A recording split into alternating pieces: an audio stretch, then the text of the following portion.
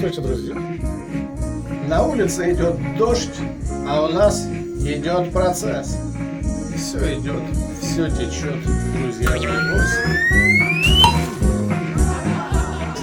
Для начала хочу акцентировать ваше внимание на приготовлении костра. Вот, собственно говоря, все так начинается. А как будет дальше, покажет время. Мне удалось разжечь огонь, и для того, чтобы он не потух, применяют следующее. Берут хворост и бросают в огонь. Брошу еще несколько веток, и таким образом я не потеряю его, и он некоторое время с нами будет. Так вот, друзья, вернемся к нашему костру. Еще подбрасываем немножко, для того, чтобы он продолжал гореть. Это наш маленький секрет. Повторение – это мать учения.